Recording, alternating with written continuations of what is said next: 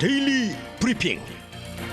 네, 오늘은 노동법 전문 주찬호 변호사 모십니다. 안녕하십니까? 네, 안녕하세요.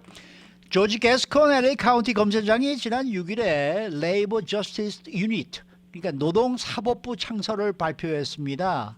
임금과 노동 착취를 형사법 차원에서 처벌하게 되는 그러한 기관이라고 하는데, 이게 고용주들에게는 완전히 저승사자가 될 것 같은 느낌이 드는데 어떻습니까? 이게 비즈니스에 큰 영향을 주지 않을까요?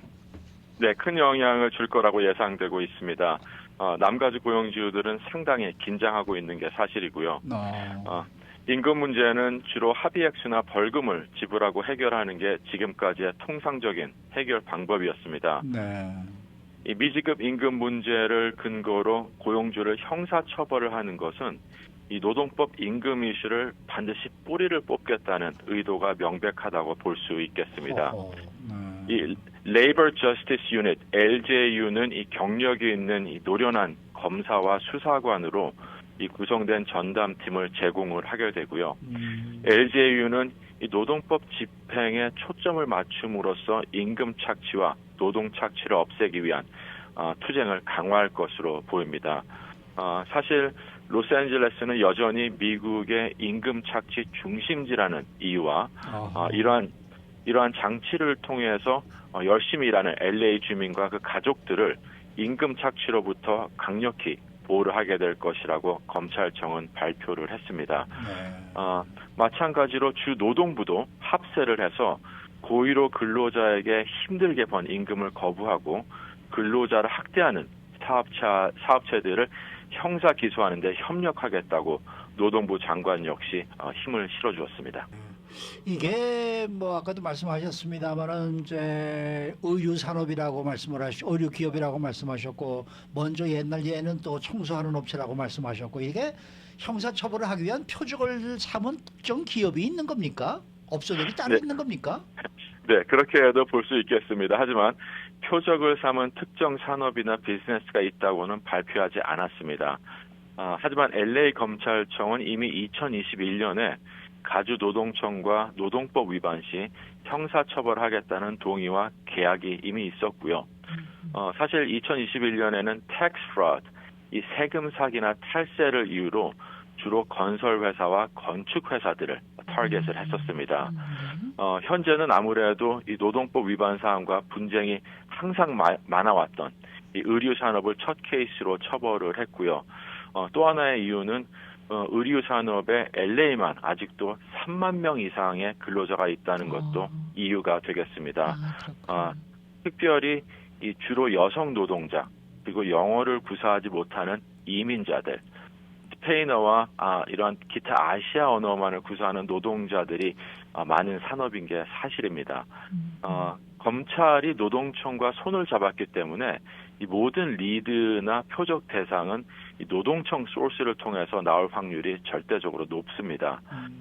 이미 셋업된 클레임 절차가 있는 노동청에 몇 번씩 클레임을 반복돼서 걸린다든가 아니면 회사 이름이 자꾸 케이스에 올라오게 되면 아주 쉬운 표적이 될 수 있다는 이야기가 되겠습니다. 지금까지는 사실 파산을 하거나 아니면 잠적을 하거나 현금으로 끝낼 수 있었던 분쟁들이 이제는 징역까지 감수해야 된다는 것은 아주 가장 가혹한 처벌 레벨까지 갔다고 볼 수 있겠습니다. 그러면은 우리 비즈니스를 하시는 업주분들께서는 노동법과 관련해서 어떤 부분에 조심을 좀 하면 좋을까요? 네, LJU는 오로지 임금 문제만 다루고 있습니다. 예. 그래서 정확한 임금 계산과 기록만 하면 큰 문제가 없겠고요. 현금 지불이 불가피한 사업체는 정확한 임금 계산을 했어도 세금 공제와 보고가 되지 않았기 때문에 일단 임금 명세서가 정확할 수가 없겠습니다. 또한 페이롤 텍스가 공제되지 않으면 세금 이슈 또한 이리리와 발생할 수가 있겠고요. 더욱 조심스러운 부분은 이 정확하지 않은 임금 기록이나 거짓된 가짜 기록을 노동청이나 단속시에 제출하는 것은 더 이상 불가능하다고 인지하셔야 되겠습니다. 왜냐하면 이 위증이 되고 형사 처벌 근거가 될 수 있기 때문이고요.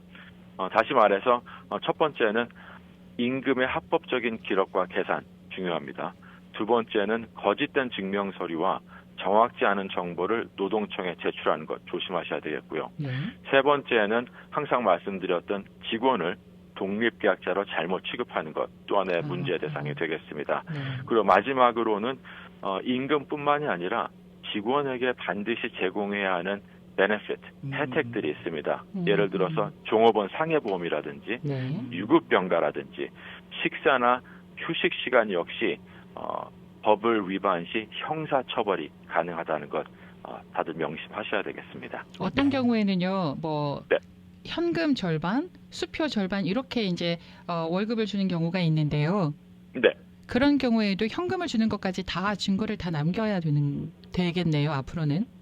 네, 반반씩 주셔도 정확한 계산이 되면 네. 큰 임금 문제는 없겠습니다만 말씀드렸듯이 그 캐시 부분이 예. 임금 명세서에 올라가 있지 않고 그 다음에 텍스 세금 공제에 들어가 있지 않기 때문에 네.